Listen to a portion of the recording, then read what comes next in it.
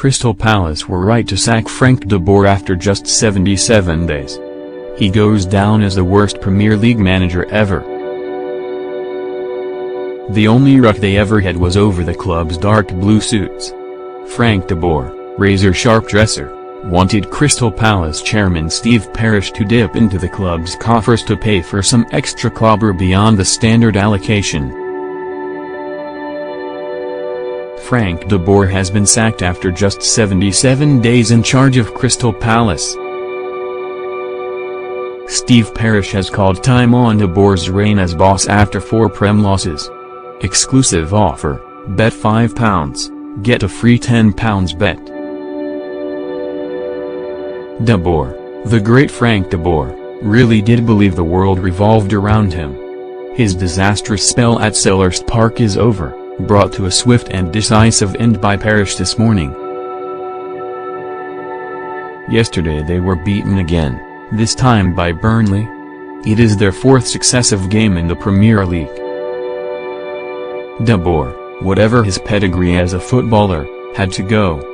He promised Parish the club would evolve under his leadership, moving away from gritty South London upstarts to a playing style that would be easy on the eye. A concerned Parish watched yesterday's loss at Turf Moor with Mark Bright. Dutchman de Boer looked a beaten man slumped in the dugout at Burnley. Burnley 1-0 Crystal Palace. Lee Chung-yong Howler gifts Burnley win to pile pressure on under-fire Eagles boss Frank de Boer.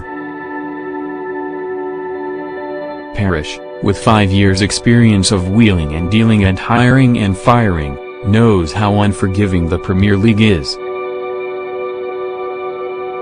De Boer wanted to play the Ajax way, to rely on the principles established by the legendary figures of Rinus Michels and Johan Cruyff.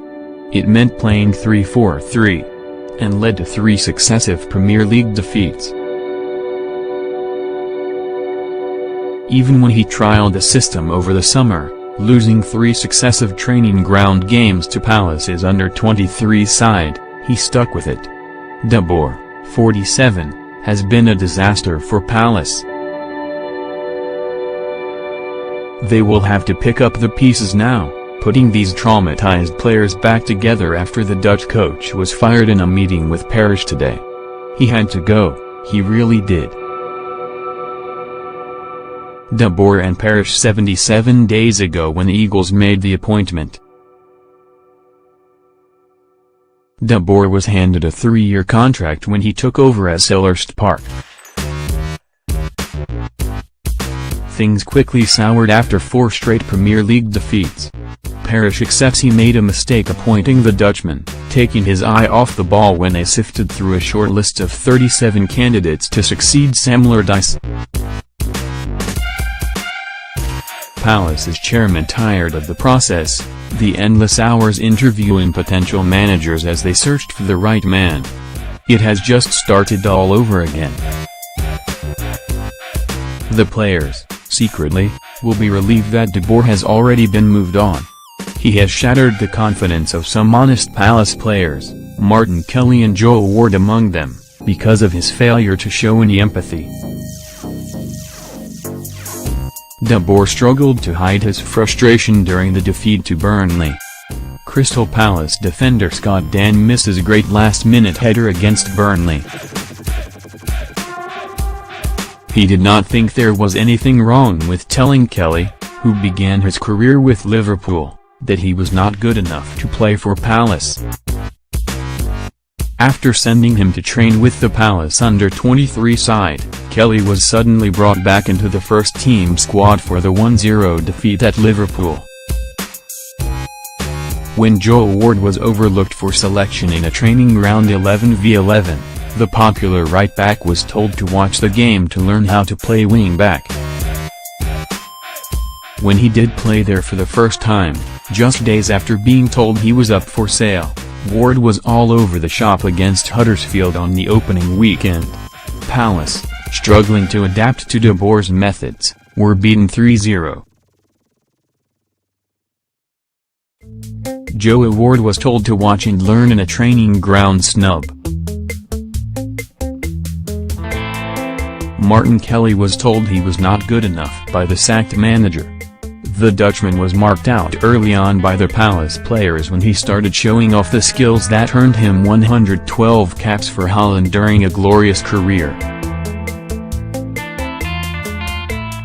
De Boer would pick balls out of the sky, swivel on the spot and then ping one into the top corner in front of the Palace squad. It was unnecessary and smacked of arrogance. His playing days finished 11 years ago, but he could not resist showing off in front of his new players. It had shades of Glenn Hoddle showing David Beckham how to strike a football when he was head coach of the England side. Frustration had been building among Palace players during the run of losses. Lee Chung-yong Howler gifts Chris Wood a dream debut goal for Burnley at Crystal Palace. It filtered back to the boardroom, with De Boer's unusual requests and methods causing as much concern as results on the pitch. After the latest defeat, a woeful performance against Swansea on Saturday, Parish did not speak to the manager after the game for the first time in recent memory. They had met earlier in the week, with Parish making it crystal clear that he would be fired unless results and performances improved. Parish, seen here with new sporting director Dougie Freedman, warned De Boer he would be sacked if results did not improve. James MacArthur shows his embarrassment as Palace struggle under Dutchman. De Boer walks off at Turf Moor in what turned out to be his last game in charge. De Boer's failure to have any basic organizational skills, even down to the players who would be eligible to play in last week's Carabao Cup tie against Ipswich, soured relations. When he decided to play Timothy Fosu-Mensah, 19, and Jairo Reinwald, 20, in the centre of defence, De Boer was warned that they would not be physically equipped in the Premier League. De Boer thought he knew best and played them anyway. Palace have lost their opening 4 games, left with 34 games to fight, scrap and battle their way to 40 points. For that reason, De Boer has paid for it. Parish has sacked De Boer to put him out of his misery after 77 days at Palace.